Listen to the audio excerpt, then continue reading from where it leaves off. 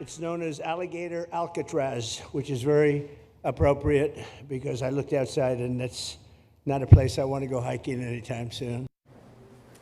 And you just heard President Donald Trump describe it as a place not suitable for hiking. And starting tonight, migrants could be detained at the new facility called Alligator Alcatraz. The detention center, built in just 8 days, is located deep in the Everglades. We sent WESH 2 News anchor Stuart Moore all the way down to South Florida for this big story. And Stuart, this is all part of Governor Ron DeSantis' push to align the state of Florida with Trump's immigration policy.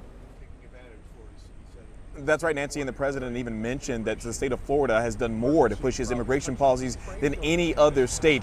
Just behind me is the entrance to Alligator Alcatraz, and they could see their first detainees brought to this facility later on tonight. Meanwhile, President Trump arrived here just around 11 o'clock this morning and was greeted on the tarmac at what was the Everglades Airport by Governor Ron DeSantis.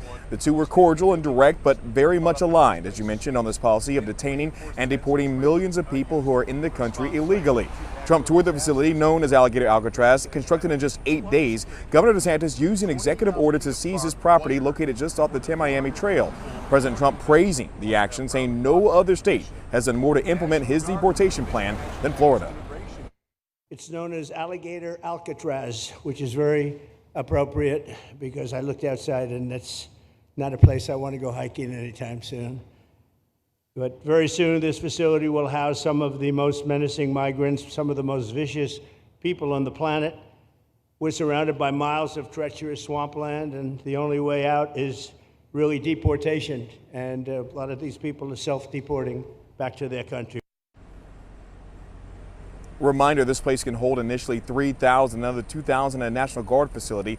The governor says that can also expand at the request of ICE. It will cost taxpayers $450 million a year to operate at the capacity, and the federal government will be picking up that tab. Now, this site now is known as Alligator Alcatraz, at least by nickname, but it does have some unique history. We spoke to UCF political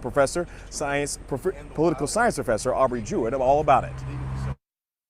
This originally, back in 1968, was going to be one of the largest airports in the United States and potentially the world.